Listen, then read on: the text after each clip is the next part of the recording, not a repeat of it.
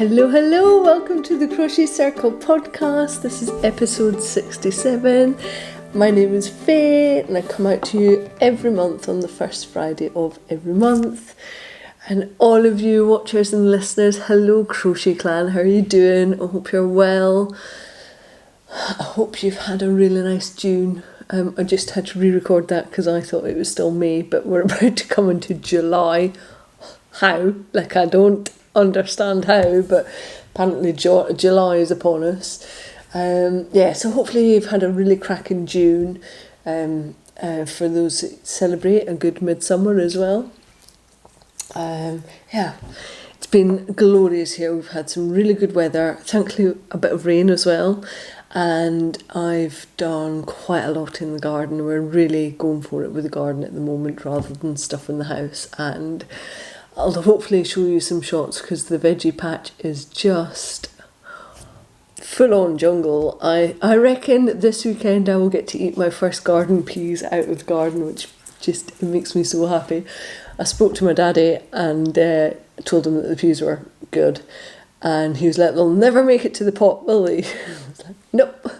Like, as far as I'm concerned, a cooked pea is a wasted pea. Garden peas are to be podded and shoved straight in your mouth, straight off the plant. They're grazing food. They shouldn't be part of a meal. You just eat them while you're out. You prune them, you eat them, and that's it. They're like my favourite vegetable at this time of year. So, and hopefully some straws to follow. We've already started getting lettuce out of the veggie beds, and it feels really good. You know, we've only been here for 5 months, but already we've got a really productive vegetable garden, which, you know, that's what we wanted. That was one of the reasons for moving, was to just get back to like green fingers and grow our own food. So I'm really happy that that's happening. So if anybody, like any of my friends, want to know you're not getting any peas, they're all from me. Matthew's not even getting any. He doesn't get the whole pea thing. But yeah, if you come to my house, you don't get to touch my peas. They are all mine. So what else have I been up to? One of the other things that I've done consciously is be taking myself off to a little space. So we've got a local estate. I say local, it's about 20-25 minutes away, called Trentham, and it's an old house estate with beautiful gardens. We've got Italian gardens, we've got a lovely walk around the lake, and it's a really nice place to go to. And so I went there a couple of weeks back, and like, it's got toilets and a cafe if I need it, and you can literally almost go through the entire system without touching anything. So it felt like quite a safe option, like under COVID pandemic times. Even though I've had my 2 jabs now, I still want to be really careful and not put other people at risk and not put our family at risk. So we're not going out and doing loads, but it's nice to get out and do a little bit of something. So I've been going to Trentham, and one of my reasons for doing that is because it allows me to have like a Monday as a design day for crochet designs. Usually I would try and do that on a Friday, and it just never happens because, well, just life. I'm quite deadline focused, but I will wait until the last minute to do a deadline, which means that on a Friday afternoon I'm always rushing about because I'm trying to finish off all the things that I wanted to do, and therefore designing wasn't happening. So because I've moved that to a Monday, obviously I still get all of my things done, but I also get a design day in, and I can sit there, and they've got loads of benches, and I can just sit there in the shade, keep out of the sun, take a little picnic, and sit there with my crochet hook with no electronic devices apart from my phone, and just sit and work on designs. And it's so pleasant. It's so nice to go and do, and it feels like I'm properly investing time in me as a designer. So hopefully what that means is you'll see more designs coming out from me on a more frequent basis, because I really enjoy designing for crochet in particular. Hopefully me front-ending it into my week just means I'll be able to bang through designs and get stuff out to you all. I had some really nice feedback today. I've had quite a bit of nice feedback actually on my patterns on the way that I write them, and the fact that they're comprehensive and they make sense. And I was just like, oh, that's really lovely to hear that. It was little things like putting the tick boxes so you knew how far through the pattern you are. That just speaks to my brain. Like, being able to tick something off is like golden for me. I absolutely love it. So it was so nice to have that feedback, and when you get feedback like that, it just spurs you on to do like a little bit more and a little bit more. So more designs coming from me, and I'll be able to take you through a couple of them in en route. The other really, really, really exciting thing that I did was I went to Scotland. I went to Scotland and back in one day. I left at 9:30 in the morning and I got back just before midnight. And I went to go and document the first ever Murit magazine photo shoot. Alison let me come along to take some photography of it and to do some video on it. It's part of a wider thing that I'm doing, and I'll be able to share with you later in the year. I've got always, I have things up my sleeve. There's always scheming going on. And so I'm just of the opinion that Murit magazine is such a game changer for us crocheters that it's something that I really wanted to document and show, and like really show the process behind it. And that's what Alison let me come and do. Now, obviously, I cannot give away any of the details about what is going to be in the magazine. I was just there to show the photo shoot process and what was happening there, and get some shots of Alison as well, because so often when you're in the middle of it, you don't take all the photos and you don't document it. So that was what I was there doing. So I will pop little bits of footage in, and I also plan to put it up as like a story or a reel on Instagram. So if you're listening rather than watching this on video, go and have a look on Instagram, because the chances are that by Friday I will have actually popped something up on there, just showing my journey and showing some snapshots of the photo shoot. And I've already declared this with Alison, so she said I could. I would never step out of line and like do something that she hasn't said that I can do. So she said that I could share this with you and show you some little bits and pieces from the photo shoot. So although I can't share any details with you, I've obviously seen the designs, and what I can tell you is, for those of you that were in on the Kickstarter campaign, you are not going to be disappointed with what you find in Murit Mag. I was like, and as a designer, I was sat there going, oh, that's nice, oh, that's clever, and it, like, on a personal design basis, really made me want to go, right, it's time for me to kick it up to the next level. It had a really positive impact on me, where I was like, no, come on, let's design more, let's push crochet on again, because I was seeing other designers that are doing that, and I was just really happy to see it, to be honest. I just don't think you're going to be disappointed with what you see in Murit. I was excited before, and now I'm even more excited. Like, my little hamster cheeks are hurting because I'm smiling so much about what we've got coming down the pipeline in Murit in September.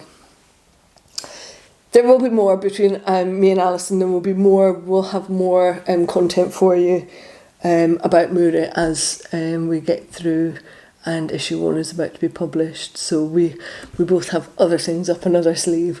But yeah, very exciting. And on a really personal note, oh, it felt so good to get to Scotland. Like, for those of you that maybe love your home countries and you don't live in your home countries, the feeling of going back, even if you're not going back to exactly where you grew up, the feeling for me of like going back home, going back into Scotland is just so good. And I didn't even see friends and family, didn't see anyone because I was going up to a different part of Scotland, but just that minute when you cross over the border and there's a big massive sign that says Scotland and it's got the Saltire flag on it, and I always beat my horn when I get into Scotland, like always beep beep beep beep, because like I'm home.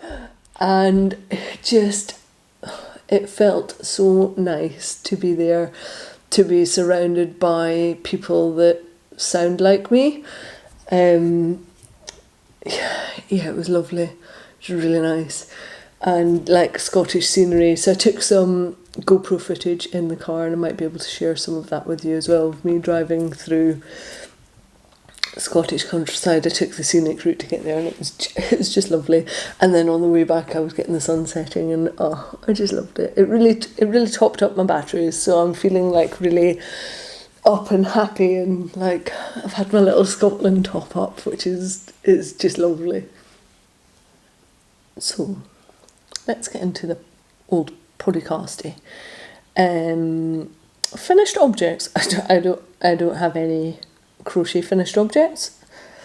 I've got two that on face value look like they're finished, but I need to do some more work on them, so I'll show you them en route. But what I do have is another pair of knitted socks. I think I've said this in the last couple of podcasts, but I'm knitting a lot of socks at the moment for other people because it's such a mindless task that I don't have to think about it. There's no pattern, I can just go. So they're a really good little in-between project for me.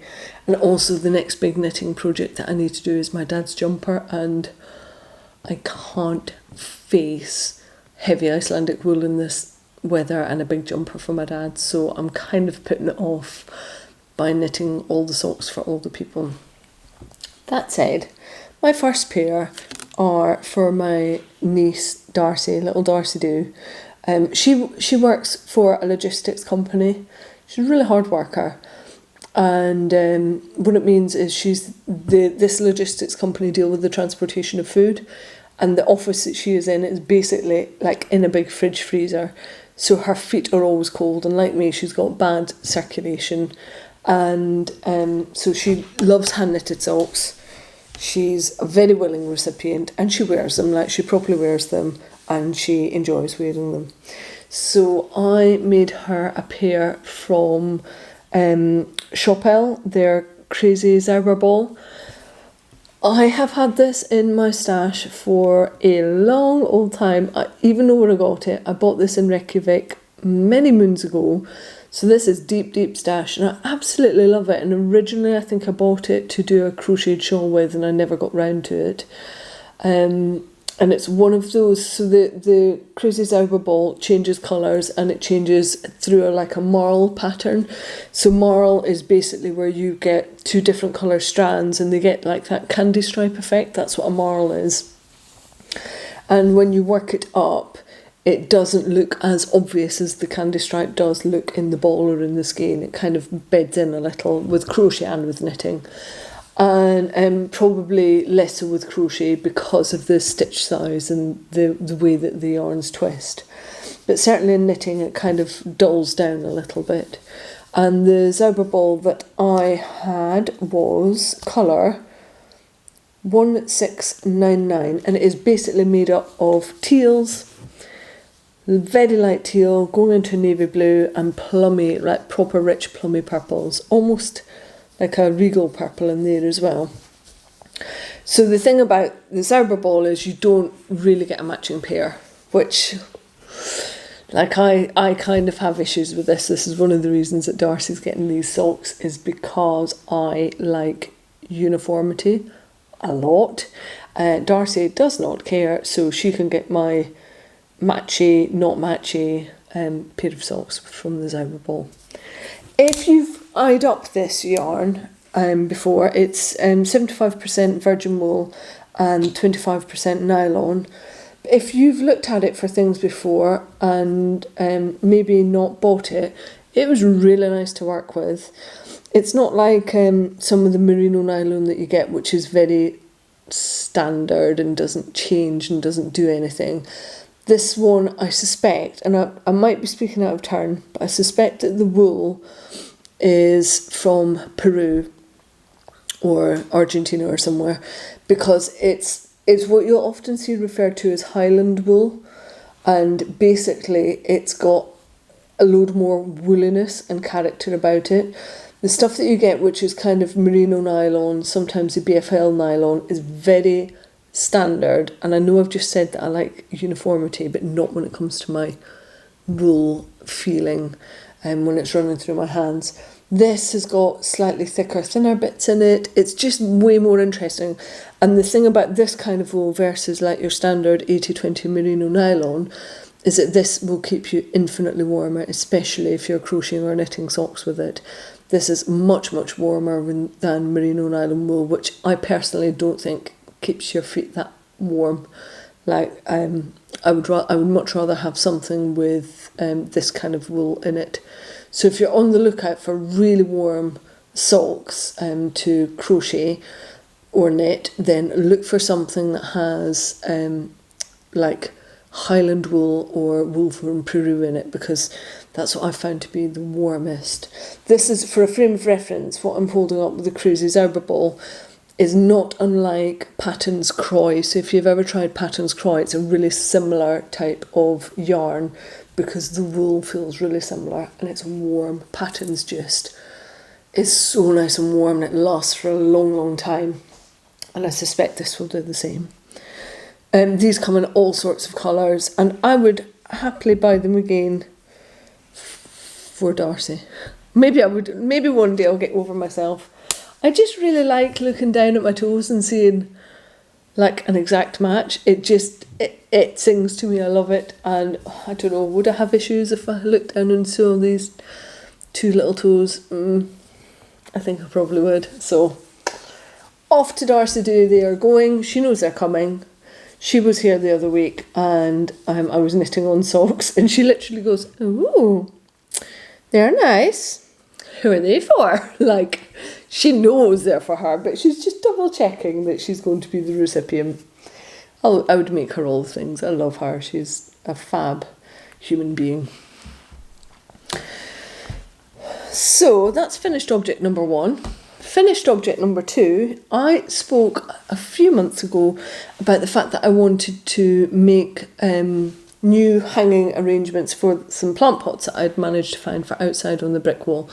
And initially I was going to do like a mash-up between crochet and macrame for them. And actually what I did in the end was I just macrameed them. So I'll pop a photo, there'll be a photo in the show notes. But I used Bobini 3mm macrame cord. This stuff is really nice to work with. It also crochets well. I've used it before. And you get 100 metres to 200 grams, I think it is. And I'm using the colour charcoal. It's 100% recycled cotton and it's made in Poland. Really good to work with, seems really sturdy, and it's taking the weight of the hanging baskets really quite nicely. So I'll show you them. And I just literally used a knot to stay on the ring with. And then I just used one macrame knot right the way through and made it up as I was going along. To be honest, that's the beauty of macrame. If it goes wrong, you can just quickly undo your knots and then do something else, and you don't really need to follow a pattern. You can just do your own thing with it once you've mastered the knots. And that's exactly what I did, and I love the result. I'm particularly pleased with the big ring that I'm using to put all of the macrame cord onto. I found in a local, we have like an antique centre down the road, which has got like loads of little different antique shops in like big warehousing. And I found a pile of copper rings, and obviously I'm loving copper right now.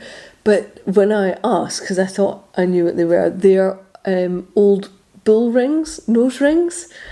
So they're solid and they're absolutely perfect for going outside. And I'm reusing something that isn't really used anymore, and they look fabulous. So you'll have seen some photos, I'll pop some in the show notes, but you can see what I've been doing with the hanging baskets. I'm pretty flaming chuffed with them actually, and our neighbours were like, "Oh, they're fancy."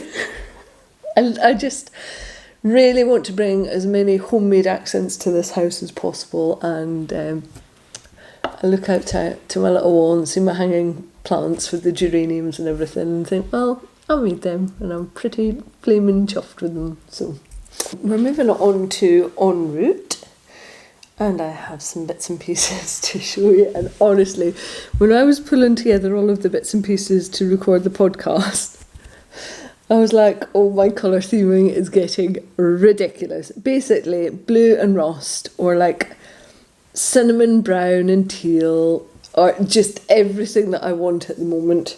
That said, I am wearing one of my favourite dresses today, which is black with little bits of red and white on it.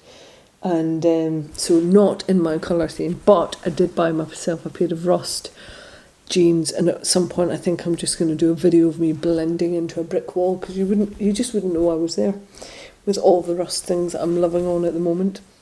So let me start by showing you the big chunky version that I have crocheted. This is a new design. It's called the Strata bag. I've spoken about it a few times on the podcast because it's part of the collection that I'm pulling together, and it is in a recycled wool yarn by a company called Inuio. Now, Inuio are based out of North Yorkshire in England, and the gentleman that runs it has got lots of experience in recycling wool. Basically, that's what he's been doing for decades, and he's, I think, come back into it, having taken a break from it.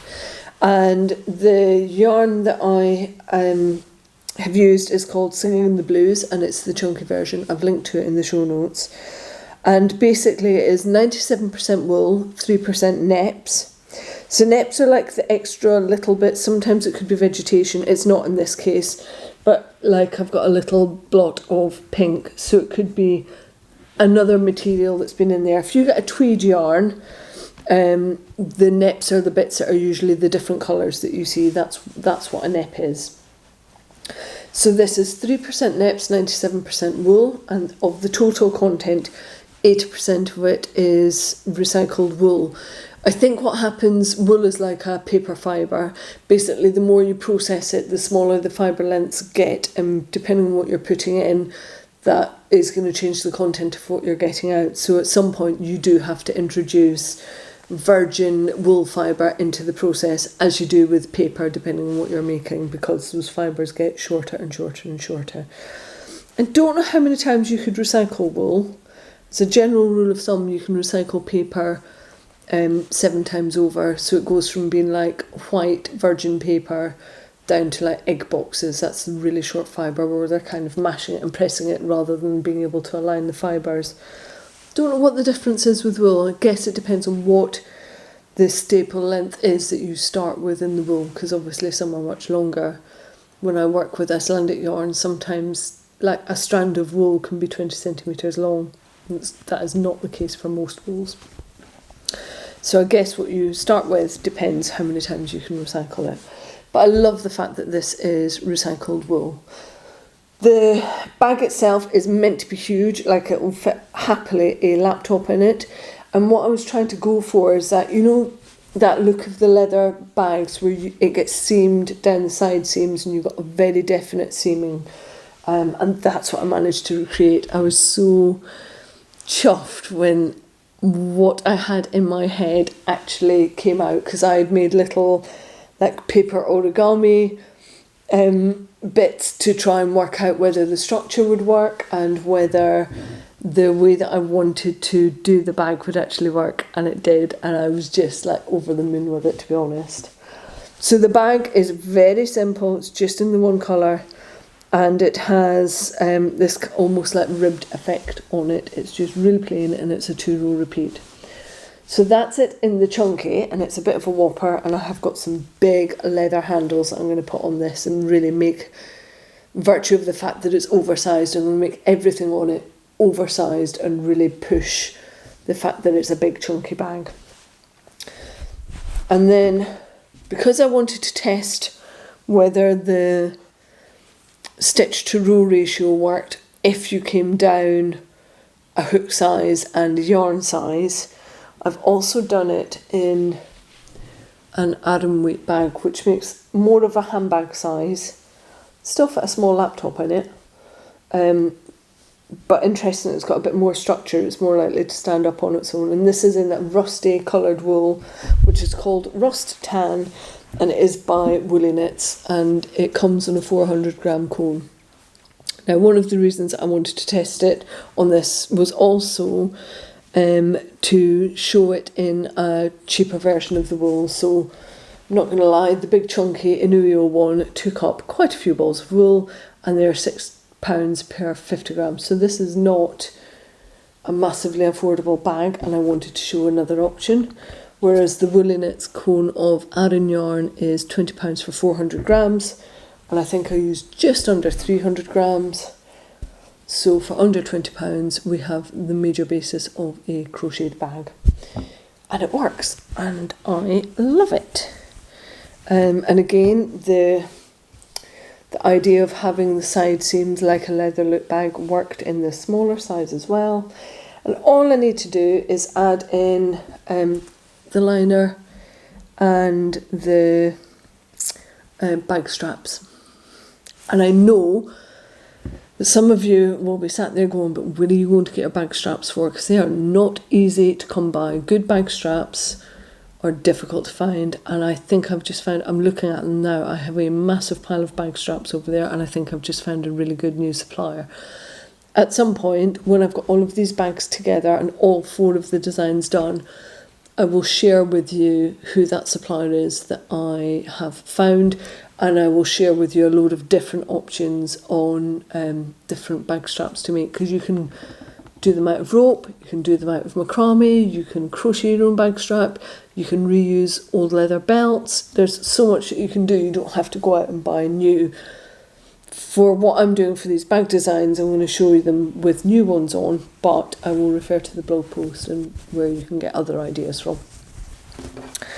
So these two are these are kind of in between a finished object and an en route. The crochet part of them is finished, but they are not finished objects. And yeah, I will be cracking on with all of the other bags. I'm not going to make 2 versions of the other 3 bags. I just really wanted to check it with this size to make sure that the sizing down would work, and that basically that I could prove that you could make a crocheted bag out of British wool for under £20, which I've done. But I need to crack on and finish them. That might be this weekend's job. But I mean, like, I know I'm very much about like denim blues and rusts at the moment, but what is not to love about that combination? They're very wearable, and I love it. I think rust might have taken over mustard for me. I think rust is my new mustard. Like, be warned, this is going to be for years now. Like, it's all about rust yarn. Oh, the other thing I meant to mention is that I know people hate swatching, but the swatch that I did for the bag is actually going to become one of the inside pockets. I thought that would be helpful, because then you can just reuse your swatch rather than putting it in a drawer or fogging it back or not swatching. It has an actual purpose. So that is part of the setup of the bags, is that your swatch is actually useful. So I have one more en route for you, but before I do that, apologies if you can hear our neighbour. Drew is putting down some new cobbles, and I thought he'd be off at work this week and he's not. So if you could hear a bit of banging, it's not Matthew locked in a cupboard, it is actually Drew putting down some new cobbles in their garden. I don't feel I can go out to him and say, oh, do you mind, I'm recording a podcast, could you please stop banging? Nah. Hopefully you're just not hearing it, or if you do, it's so subtle it's not a big deal. So my second en route, which I am now genuinely excited about, is my Clean Lines shawl by Anna Nikipirovitz. I finally got my head around mosaic crochet. I found a system that works for me for marking it off in the chart, so that I just basically break it into bite-sized chunks, and in one colour I mark every time I have come down to do a treble crochet, and in the next 2 rows up I mark every time that I've done a 2 chain to make a space, basically. And I don't know how long it took me to get that technique sorted in my head, but as soon as that happened and I was doing it in bite-sized chunks, it just made it all click, because I was able to zoom through rows.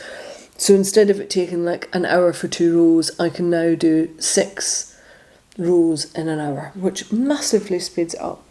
So over the last month, I've managed to put 2 big sessions into this shawl.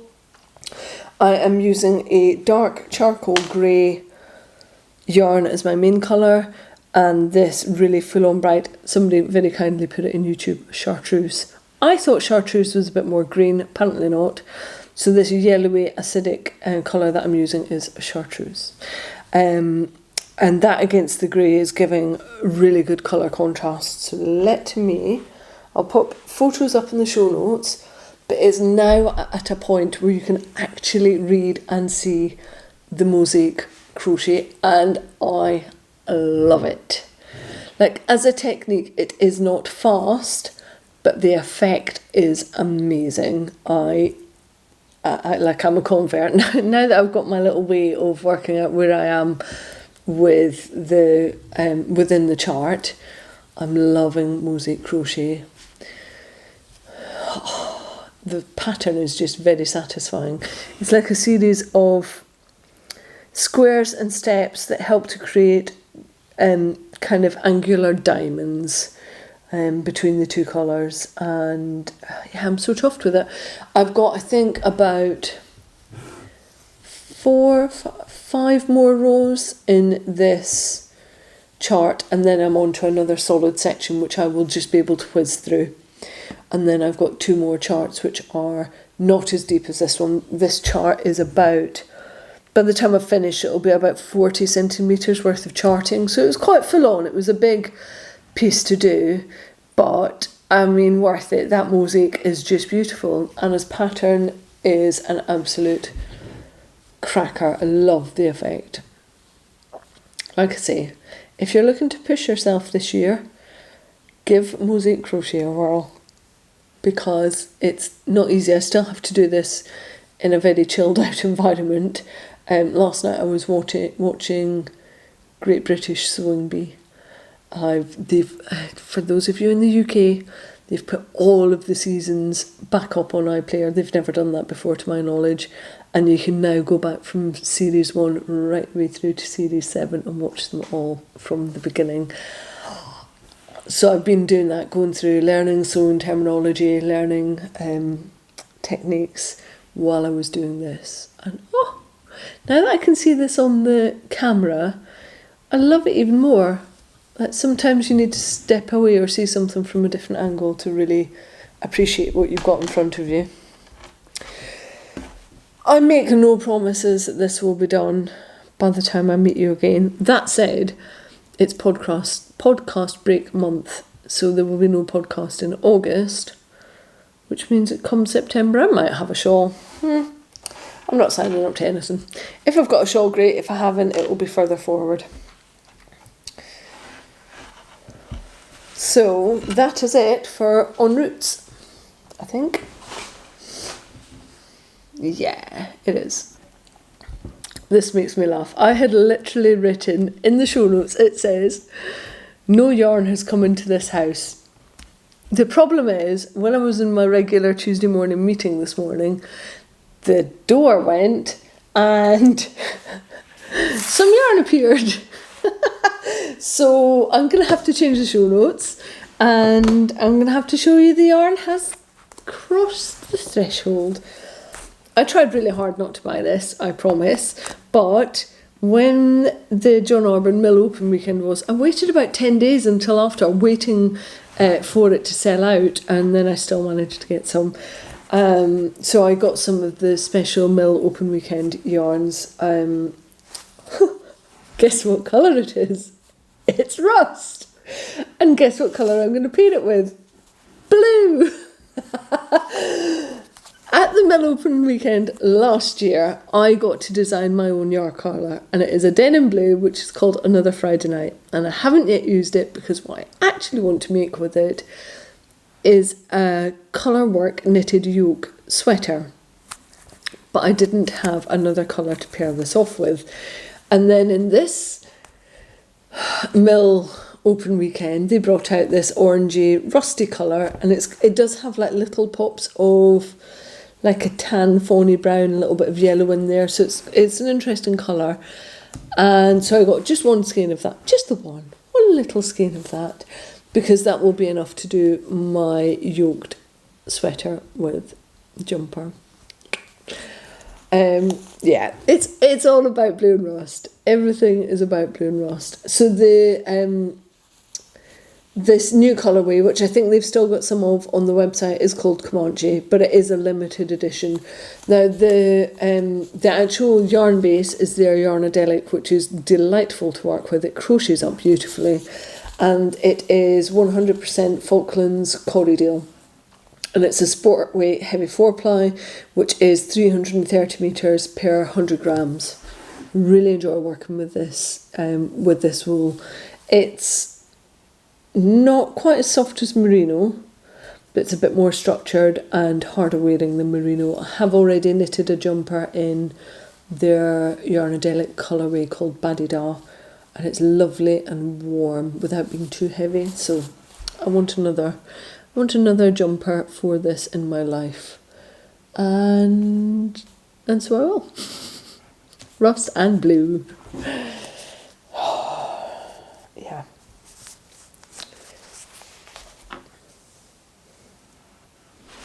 But I didn't stop there. Somebody had made the suggestion to them, if you know their the John Arbon Knit by Numbers range, it takes one colour and they add percentages of natural coloured merino to it. So it can go through a darker colour right the way down through to a really pale colour in a shade. And somebody said, well, couldn't you do that but mix it with something dark? And so they did, and they did it with their teal yarn. Again, this was an open week special, and so they've gone up with the percentages, but with blending with the dark rather than the light. So it puts the teal right on the earthy end, and it's really dark and moody, but still has like lustre, given a brightness. So you're going from quite a brightish mid-teal to a darker, almost with a spot of kind of a mallardy green in it, and then into a really deep teal with, like, you can see black in there, and it's really full on. And the three together are lovely, and I wasn't going to get them, but one of my best-selling knitting patterns is the Loft 4-ply knitting pattern. And I really like the shawl, but what I would love is a big cowl that is deep that I can double over. I love a cowl, I wear them all the time. And I would just love the idea of having this as a cowl, using all three colours, using the stripes of the Loft.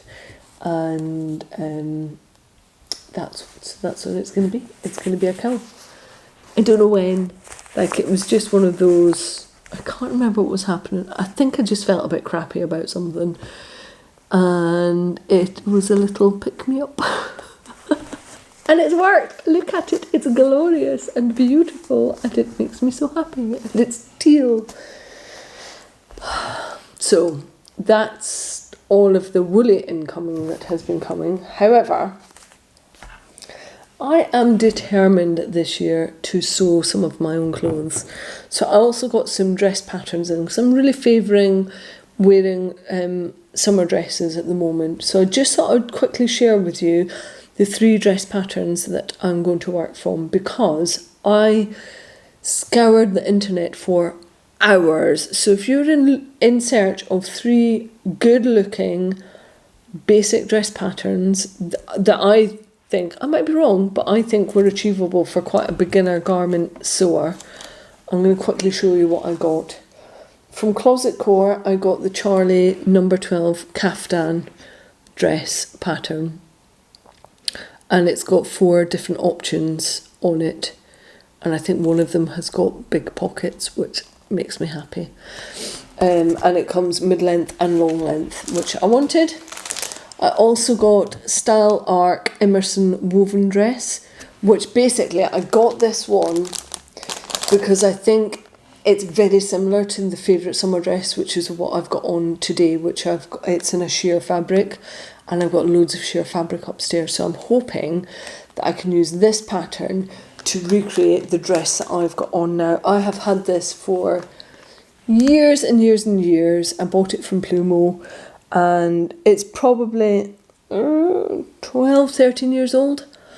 And I wear it every summer, like a load. But I want some more options. So I'm thinking that the Emerson woven dress will give me those options.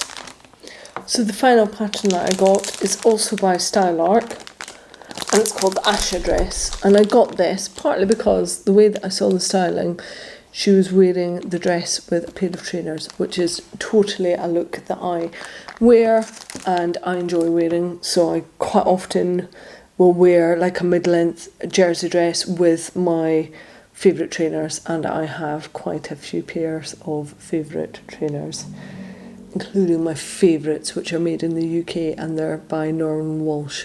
Love them, they're so comfortable. But this is a look that I'm really comfortable with, so when I saw this I was like, oh, I need to buy you too. So this is a year, this is the summer. Fairly sure I said this last year, but then house stuff took over my life. But this is the year that I am actually going to sew some of my own wardrobe. I've got loads of fabric upstairs, and I want to be using up that fabric and converting it into clothes. And in actual fact, we've got 4 days off this week. Matthew and I have both got Friday and Monday off. And I might just manage to get the sewing machine out this weekend. Let's see. 2 of those days we have no electricity because the electrician is coming to sort the Wi-Fi and change over all of our light switches and sockets. So that means no sewing, but I could be cutting out patterns. New dresses coming my way. So that's all the stuff that has come in to the house, I think. Yes, that is everything. So we are going to move on to quick news beats. The next global hookup is on Saturday the 16th of June. It's at 8 p.m. BST, and then the next one is on Sunday the 17th at 9 a.m. BST. And unlike the last global hookup, I won't be doing it from a service station, a petrol service station, on my way down the motorway from Scotland, which is what happened last time on the Saturday night. I didn't want to cancel, and sometimes it's not that easy to rearrange it, so I just stopped at the service station, sat outside, and we did the global hookup from there, and it was lots of fun. I did not have a gin and tonic, I had a Starbucks instead. But that's not what we'll have this time round. The next Hive session I'm going to delay until September so that I can get a proper kind of break from the podcast. So the only thing, like externally, I'll be doing for the podcast is the global hookup, and then everything else will get put on hold until the beginning of September. And so therefore no podcast in September. No, come on, Faye. It's August, you can say it, you can do it. So therefore there's no podcast in August. I'm going to continue this trend that I started last year of having a month off. It just lets me put time into the podcast to do other things. Once again, I have things up my sleeve, and I kind of just want to move things forward again, and I've got an idea of how I can do that. So that's what I'm going to be working on. And maybe doing things like transferring some of the show notes over from Podbean onto my website as well, which is a massive task, but one that I need to do. So that's where my time will be, and hopefully I'll get some time to go into Mighty Networks and say hello to you all and see what you're all up to, because I haven't been able to do that for a while. I think that's everything, other than to say, if I'm out and about whilst I'm on pod holiday, come and see me on stories, because if I'm out doing anything, that's where I will be. I'll be popping it out on Instagram and showing you what I'm up to. So I know there are going to be some beach days in there because I'm going down to spend some time with my best friend down on the south coast, and so that definitely means the sea has to be a thing. So come and join me, because I will be at the seaside.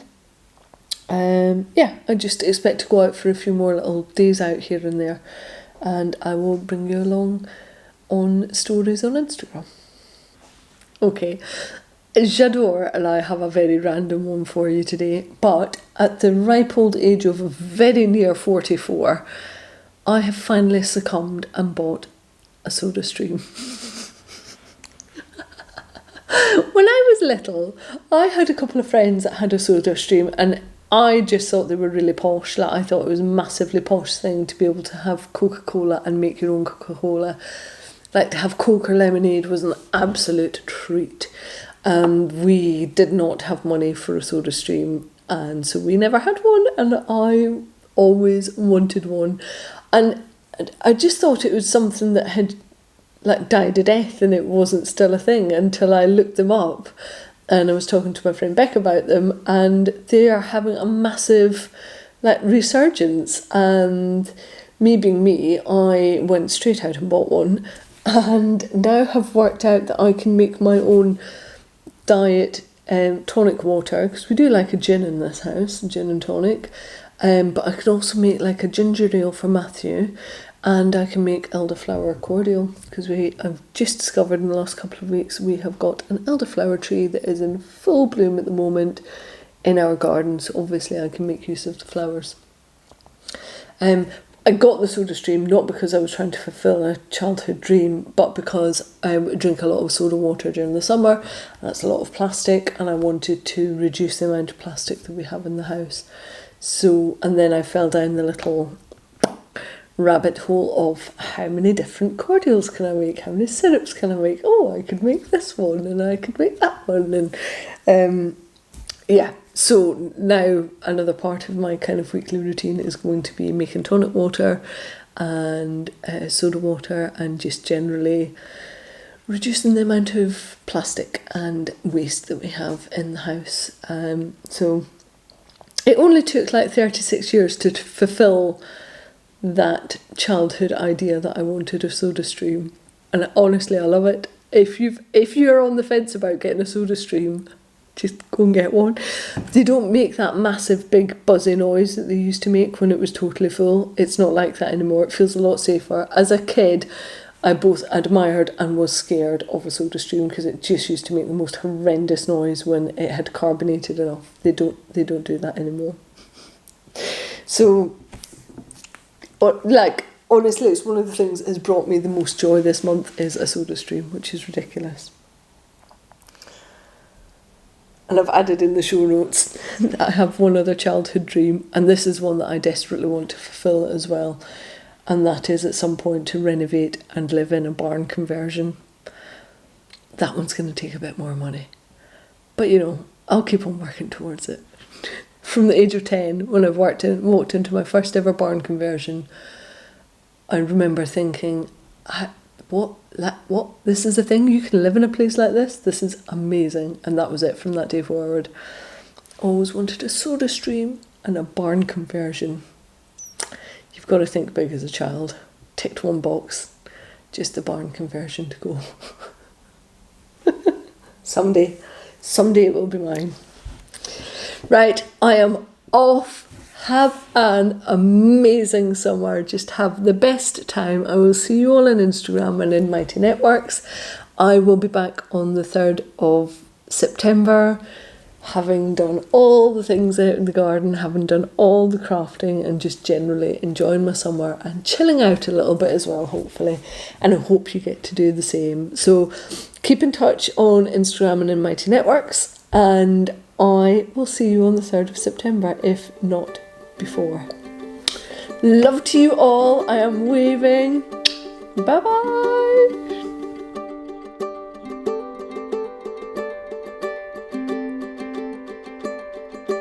N-O-U-I-I-O,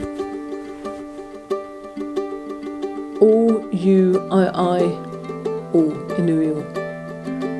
I can't remember what it stands for. I was trying to remember it last night. I can't remember. Right, we'll go with that again.